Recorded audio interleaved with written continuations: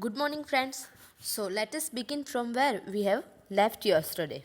So, we have already gone through the lines. It was a challenge for them to express distinctly an Indian sensibility in an acquired language. We have already gone through these lines. What does they mean? They means the pioneers of the Indian novel in English. એમના માટે challenge હતું શું? તો Indian સેન્સિબિલિટીને વ્યક્ત કરવાની એ પણ કેવી? તો ઇન એન એક્વાયર્ડ લેંગ્વેજ, એટલે કે જે એમણે શીખેલી ભાષા છે એમાં એક્સપ્રેસ કરવું, વ્યક્ત કરવું એ એમના માટે ચેલેન્જ હતી. Though the novels were being written in the regional languages એટલે કે પ્રાદેશિક ભાષામાં લખાયેલી હતી. For instance in Bengali, Hindi, Marathi and Malayalam, આ બધી ભાષામાં લખાયેલી હતી. They had no English tradition, એમાં ઇંગ્લિશ ટ્રેડિશન કંઈ પણ હતી નહીં, મીન્સ કે કોપી હતી નહીં. Naturally, obviously, at the formative stage એટલે કે સ્ટાર્ટિંગના સમયમાં જ્યારે નોવેલની રચના થવાની શરૂઆત થઈ ત્યારના સમયમાં the Indian writers were greatly influenced by the European masterpiece of Leo Tolstoy, Henry Balzac and Fyodor Dostoevsky in English translations. જ્યારે ફોર્મેટિવ સ્ટેજ ઉપર ઇન્ડિયન નોવેલ્સ હતી ત્યારે ઇન્ડિયન રાઇટર્સ હતા એ બધા ઇન્ફ્લુઅન્સ એટલે કે એમના પર અસર હતી. કોની? તો લિયો ટોલ્સ્ટોયના જે માસ્ટરપીસ એટલે કે ઉત્તમ નમૂના હોય, એટલે કે જેમની બેસ્ટ નોવેલ્સ હોય એ, તો એ આ બધાથી ઇમ્પ્રેસ હતા કે લિયો ટોલ્સ્ટોય છે, હેનરી બેલ્ઝાક છે, ફ્યોડર ડોસ્ટોયવસ્કી, એમના આ બધાથી એ ઇમ્પ્રેસ હતા, એમની અસર હતી. There was a great impact of the novels of the Romantics and the early Victorians, Dickens and Thackeray.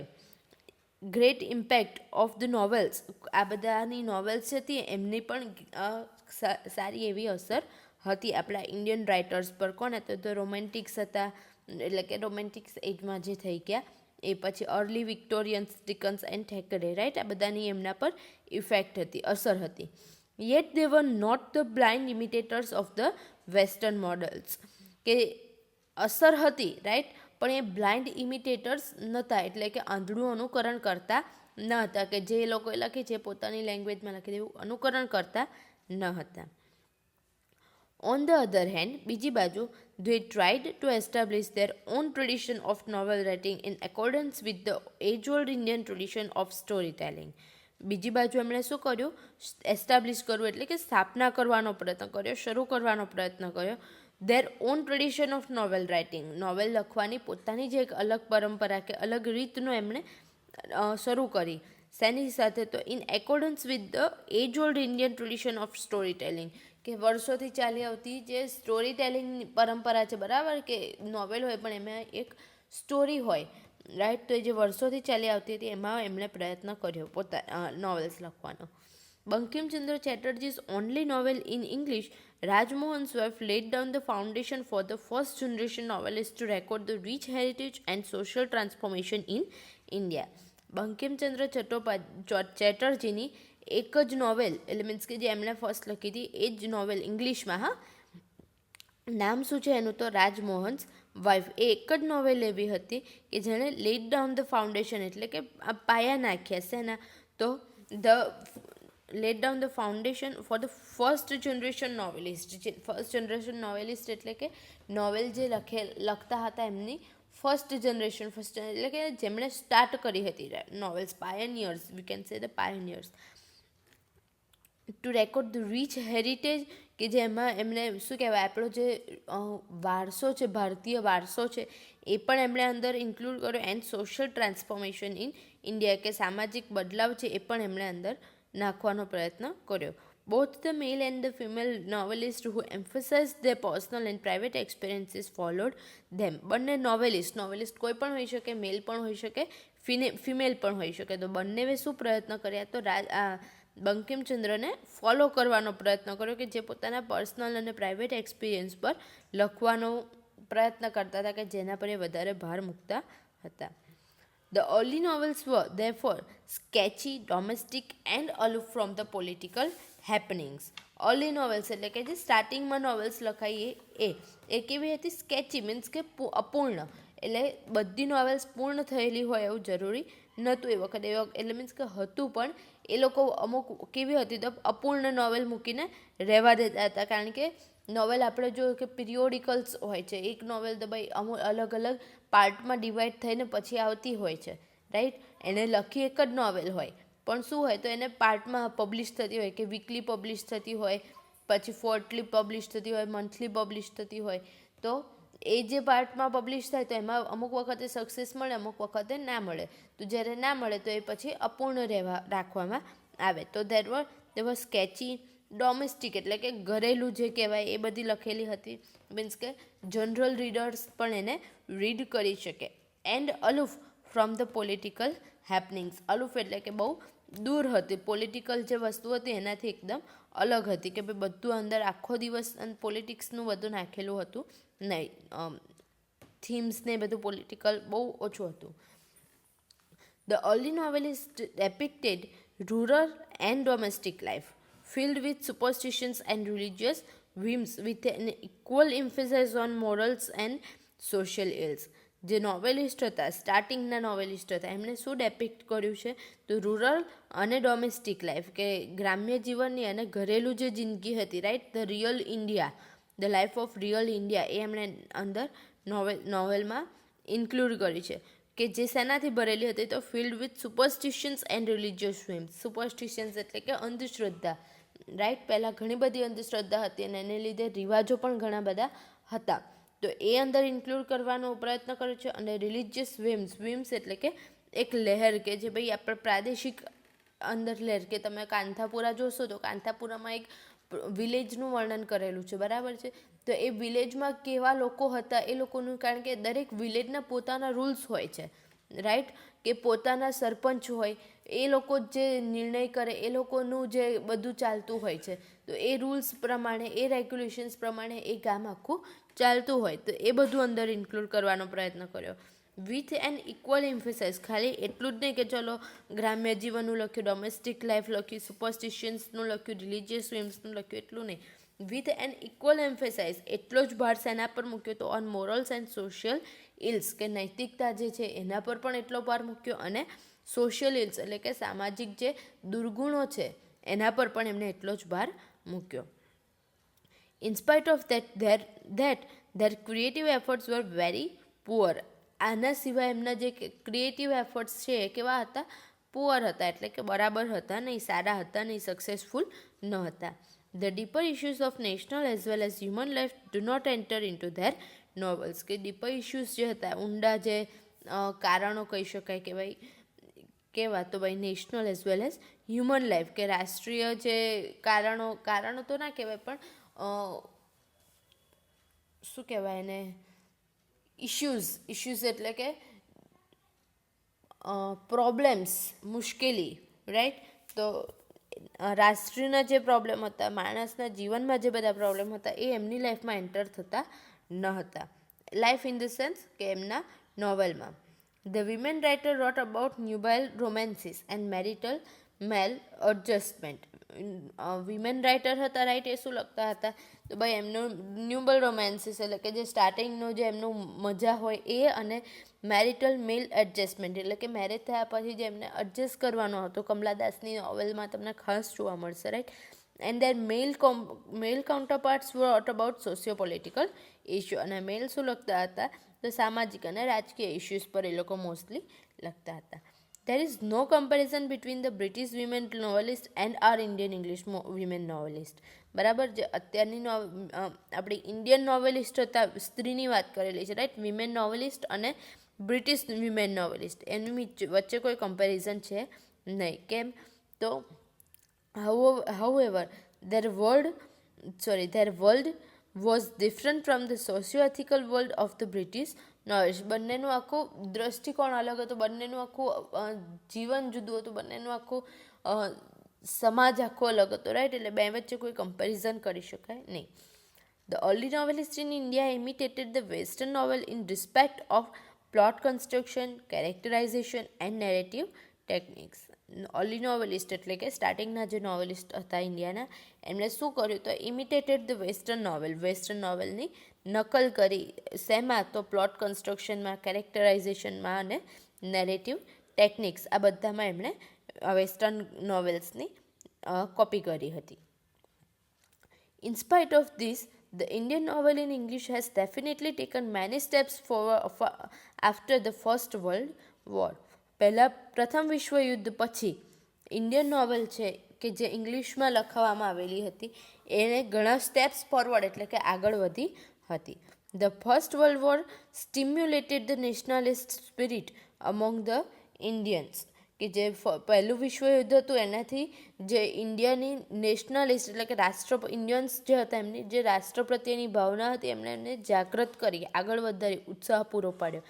And further the freedom movement led by Mahatma Gandhi became an all India experience. અને પછી જે આઝાદીની ચળવળ ગાંધીજી દ્વારા શરૂ થઈ એ આખા ઇન્ડિયા માટે એક અલગ જ અનુભવ હતો. Indian novel in English was affected by socio-political upheavals during the 1930s onward. Indian novel જે હતી ઇંગ્લિશમાં લખાયેલી હતી એ શું અફેક્ટ થઈ એટલે કે અસર પામી શેના દ્વારા? તો સામાજિક અને રાજકીય અપહિવલ્સ એટલે કે શું કે ભાઈ ઉત્પાત કહેવાય, ઉપર નીચે એટલે કે એનું જે આખું અપ્સ એન્ડ ડાઉન્સ એમાં જે આવ્યું એનાથી, અને પણ ક્યારે આવ્યો તો ડ્યુરિંગ ધ 1930 દરમિયાન જાય એનાથી સામાજિક અને રાજકીય ઉતાર ચઢાવથી આના પર અસર પડી. The writer's such as writers જેવા કે મુલ્કરાજ આનંદ, નારાયણ, આર.કે. નારાયણ, રાજારાવ એટેમ્પ્ટેડ એટલે કે પ્રયત્ન કર્યો to explore the contemporary Indian society from there specific views without ડિસ્ટોર્ટિંગ the reality. એમણે પ્રયત્ન કર્યો શું? તો એક્સપ્લોર કરવું એટલે બહાર પાડવાનો. શું બહાર પાડવાનો? તો ધ કન્ટેમ્પરરી ઇન્ડિયન સોસાયટી, કે એ વખતે સમકાલીન જે ભારતીય સમાજ હતો એને from there specific views, right? દરેક વસ્તુને, દરેક વ્યક્તિને જોવાનો દરેક વ્યક્તિનો વ્યૂ અલગ હોય છે, રાઈટ? આપણે પોઝિટિવ ને નેગેટિવ કહીએ છીએ પણ પોઝિટિવ ને નેગેટિવ શું હોય છે? તો ભાઈ દરેકનો વ્યૂ હોય છે. જે વસ્તુ બીજા માટે પોઝિટિવ હોય એ પહેલાં માટે પોઝિટિવ ના પણ હોઈ શકે, રાઈટ? તો કોઈએ એક જસ્ટ એક્ઝામ્પલ આપો કે ભાઈ કોઈએ કોઈનું ખૂન કરી દીધું, તો જેનું ખૂન થયું છે એના માટે એ વસ્તુ શું છે? તો નેગેટિવ છે. પણ જેણે ખૂન કર્યું છે તો એને શું છે? તો કદાચ એણે પોતાની મજબૂરીમાં ખૂન કર્યું હોય, પોતાનો જીવ બચાવવા ખૂન કર્યો હોય, પેલા સામેવાળાને ધમકી આપતો હોય ને એણે કંઈ એમાં ખૂન કર્યું હોય, રાઈટ? તો એના માટે પોતાનો જીવ બચાવવા કે જેણે જે કારણોસર એણે ખૂન કર્યું તો એ કારણ એનું પતી ગયું, તો એના માટે શું થાય? તો આ વસ્તુ પોઝિટિવ થઈ જાય કે ભાઈ ચલો મારો અથવા તો મારા ફેમિલીનો જીવ બચી ગયો છે, કે ભાઈ હવે આ વ્યક્તિ મને હેરાન કરશે નહીં. તો એ વસ્તુ એના માટે પોઝિટિવ છે. ભલે વસ્તુ ખોટી જ છે પણ એના માટે પોઝિટિવ ને સામેવાળા માટે નેગેટિવ છે, રાઈટ? સો એ જ વસ્તુ છે કે અહીંયા આ લોકોએ ઇન્ડિયન સોસાયટીને પોતાના વ્યૂઝ દ્વારા કર્યું છે, બતાવવાનો પ્રયત્ન કર્યો છે, રાઈટ? તો હવે એવું જરૂરી નથી કે એમનો જે દ્રષ્ટિકોણ છે એ દ્રષ્ટિકોણ બીજા બધાનો પણ હોય, પણ એમણે કેવી રીતના કર્યું છે? તો વિધાઉટ ડિસ્ટોર્ટિંગ ધ રિયાલિટી, એટલે કે જે દરેક નાની નાની વસ્તુઓ હોય બધી રિયાલિટી એમણે રીડર્સની આંખ સામે રાખી છે. They were reformist and didactic, yet the motive of propaganda remained with them. એ કેવા હતા? રિફોર્મિસ્ટ હતા. રિફોર્મિસ્ટ એટલે કે સુધારકો હતા, અને ડિડક્ટિવ એટલે કે ઉપદેશાત્મક હતા એ લોકો. Yet the motive of propaganda remained with them, કે એમનો જે પ્રચાર કરવાનો નોવેલ દ્વારા લોકોને જ્ઞાન આપવાનો એ જે પ્રચાર હતો એ શું હતો? તો સેમ હતો. મુલ્કરાજ આનંદ, R.K.. Narayan and રાજારાવ ઇમર્જડ on the literary scene in 1930s. આ ત્રણ સાહિત્યમાં ક્યારે એમનો વિકાસ થયો હતો? 1930માં. It was the real beginning of Indian novel in English. 1930 પછી જ, કે જ્યારે આ ત્રણ જણ આવ્યા પછી જ ઇન્ડિયન નોવેલની અને ઇંગ્લિશમાં એ કેવી હતી? તો રિયલ બિગિનિંગ હતી, એટલે કે સાચી શરૂઆત હતી. દે વર લેબલ્ડ બાય વિલિયમ વોલ્શ. વિલિયમ વોલ્શે એમને લેબલ આપ્યા હતા, એટલે મીન્સ કે એમને શું આપ્યા હતા નામો? તો as the founding fathers, the genuine novelist and inaugurators of the form. બરાબર, આ બધા એમને ઉપનામો મળ્યા હતા. કોના દ્વારા? તો વિલિયમ વોલ્શ દ્વારા. They made their appearance in the 30s with the publication of Untouchable in 1935, Swami and Friends in 1935 and Kanthapura 1938 respectively. બરાબર છે? તો અનટચેબલ કોના દ્વારા લખાયેલી છે? તો મુલ્કરાજ આનંદ દ્વારા. સ્વામી એન્ડ ફ્રેન્ડ્સ કોના દ્વારા? તો આર.કે. નારાયણ એન્ડ કાંતાપુરાભાઈ Raja Rao respectively, and establish the tradition of Indian English fiction. અને એમણે કઈ ટ્રેડિશન? તો ફિક્શન એટલે કે કાલ્પનિક, બરાબર છે. પહેલાં બધા ઇમિટેટ કરતા હતા, પછી સોશિયલ પોલિટિકલ ઇશ્યુઝ પર લખવાના શરૂ થયા, અને પછી ધીમે ધીમે શું કર્યું? તો ફિક્શન એટલે કે કલ્પના એમાં લખાવાની શરૂ થઈ. Indian novel in English around 1930s needed the novelist who could grasp the social scene with an insight into the human consciousness and who could interpret the real Indian world, distinctive in themes, issues and treatment in their fiction. Indian novel in English એ પણ 1930ની આસપાસ needed એટલે જરૂર હતી. શેની જરૂર હતી? તો ધ નોવેલિસ્ટ, એવા નોવેલિસ્ટની જરૂર હતી હુ કુડ ગ્રાસ્પ એટલે કે જે કેચઅપ કરી શકે, સોશિયલ સીન એટલે કે જે એ વખતની જે સામાજિક પરિસ્થિતિ હતી એને કેચઅપ કરે, અને એ પણ કેવી રીતના? તો વિથ એન ઇનસાઇડ એટલે પોતાની સૂઝબૂછથી, અને પણ શેમાં? તો ઇન્ટુ હ્યુમન કોન્શિયસનેસ એટલે કે જે માણસનું જે સભાનતાપૂર્વક જે કાર્ય કરવામાં આવે છે, રાઈટ, કે સાચા ખોટા બંને કાર્ય, પણ અમુક કાર્ય કેવા હોય? તો અનકોન્શિયસનેસમાં થઈ જાય, રાઈટ, અને અમુક કામો એવા હોય કે જે કોન્શિયસ સ્ટેટમાં થતા હોય. તો એ human consciousness and who could interpret the real Indian world, કે જે એકચ્યુઅલ ઇન્ડિયા છે એ જોઈ શકે. ડિસ્ટિંક્ટિવ ઇન થીમ્સ, થીમ્સમાં અલગ હતું દરેક રીતના, બરાબર છે. ભારત આખું બીજા બધા દેશ કરતાં આખું અલગ દેશ છે. Issues and treatment in their fiction, એમના ફિક્શનમાં આ બધું જ અંદર એ ઇન્ક્લુડ કરી શકે. મુલ્કરાજ આનંદ is હ્યુમનિસ્ટ and a નોવેલિસ્ટ with a purpose. એ હ્યુમનિસ્ટ પણ હતા એટલે કે માનવતાવાદી પણ હતા, અને નોવેલિસ્ટ પણ હતા. He writes from his personal experience and the experiences of real people. પોતાના પર્સનલ અનુભવમાં પરથી પણ લખતા હતા, અને લોકોના જે સાચા સત્ય ઘટના પર આધારિત આપણે જોતા હોઈએ છીએ તો એમાંથી પણ એ લખતા હતા. Four Mulkraj Anand the novel Mulkraj આનંદ માટે નોવેલ શું હતું? The creative weapon four અટેનિંગ હ્યુમનનેસ, right, કે જે માનવતા છે એને અટેન્ડ કરવાનું એક સાધન છે.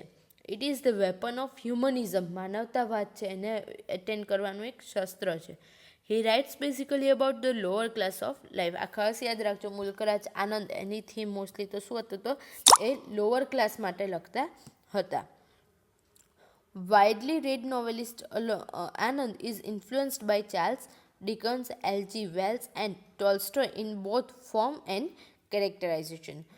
Widely read novelist એટલે કે બહોળા પ્રમાણમાં જેમને વાંચવામાં આવ્યા છે, રાઈટ, જેમની નોવેલ્સને રીડ કરવામાં આવી છે, એટલે કે બહુ ફેમસ એવા આનંદ એ કોનાથી ઇમ્પ્રેસ્ડ હતા? તો ચાર્લ્સ ડિકન્સ, H.G. વેલ્સ અને લિયો ટોલ્સ્ટોય, આ ત્રણથી એ ઇમ્પ્રેસ હતા. અને કઈ બાબતમાં? તો ઇન બોથ ફોર્મ, જેમની નોવેલ હતી એના ફોર્મ, અને એમના કેરેક્ટરાઇઝેશન, બરાબર છે. આ બંનેથી એ ઇમ્પ્રેસ હતા, ઇન્ફ્લુઅન્સ્ડ હતા. He followed the ancient Indian tradition of story telling. એમણે જે આપણી ભારતની જૂની ચાલતી પરંપરા છે કે સ્ટોરી ટેલિંગ, એ એમણે ફોલો કરી. But his approach to themes and events is of a social realist. પણ એમનું જે એપ્રોચ એટલે કે જે મહત્ત્વ આપતા હતા થીમ અને ઇવેન્ટ્સ, એ શું હતું? તો સોશિયલ રિયાલિસ્ટ એટલે કે જે વાસ્તવિક સમાજ છે એ બતાવતા હતા. Therefore, his novels are the novels of protest and social realism. એટલા માટે એમની નોવેલ એ કેવી છે? ઓફ પ્રોટેસ્ટ એટલે કે બળવો કરવો, વિરોધ કરવો, એ, અને સોશિયલ રિયાલિઝમ એટલે કે વાસ્તવિક સામાજિકતાવાદ છે એના પર હતું. આનંદ ઇઝ ઇન્ફ્લુઅન્સ્ડ બાય ધ ટુ આઈડિયોલોજીસ. બે આઈડિયોલોજીસથી ઇન્ફ્લુઅન્સ્ડ હતા, અસર હતી એમના પર. કઈ? તો ધ વેસ્ટર્ન માર્ક્સિઝમ, માર્ક્સ, બરાબર છે, એ માર્ક્સ એ વ્યક્તિ છે અને એની જે થિયોરી છે એને માર્ક્સિઝમ તરીકે ઓળખવામાં આવે છે. તો માર્ક્સિઝમ એન્ડ ઈસ્ટર્ન ગાંધીઝમ, રાઈટ, ગાંધીઝમને તો તમને ખબર હશે. તો મુલ્કરાજ આનંદ વિશે અત્યારે કમ્પ્લીટ થયું, રાઈટ. આગળ એમનું આપણને અંદર એમના વર્ક્સ આપેલા છે કે ભાઈ કઈ રીતના લખતા હતા. એમના મેઇન વર્ક્સ છે, જોશો તમે તો આનંદ અર્લી નોવેલ, રાઈટ, એ શું છે? તો કુલી એ શેમાં લખેલી છે? તો 1936માં. આ એ બધી એમની નોવેલના નામ છે. Two leaves and a bird કે જે 1937માં લખાયેલી છે. વિલેજ તો 1939. Across the black waters 1940. The sword and the sickle એ શેમાં લખાયેલી છે? ધ 1942. 1942માં શું છે? તો ભાઈ 2 નોવેલ લખાયેલી છે. કઈ કઈ? The sword and the sickle અને ધ બિગ હાર્ટ. આ બંને શેમાં લખાયેલી છે? તો 1942માં. રાઈટ.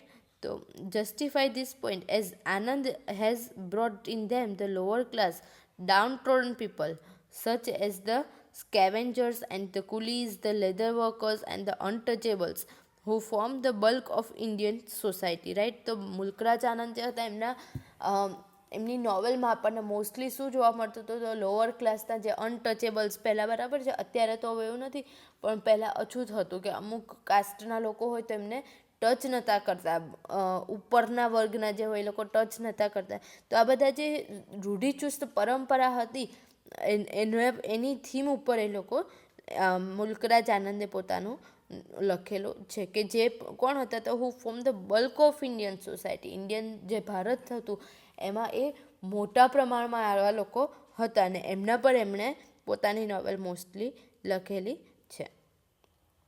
રાઈટ. તો અત્યારે આપણે આટલું રાખીએ. નેક્સ્ટ રાજારાવ અને આર.કે. નારાયણ વિશે will get a soon video. Okay, till then take care of yourself and goodbye everyone. Have a nice day.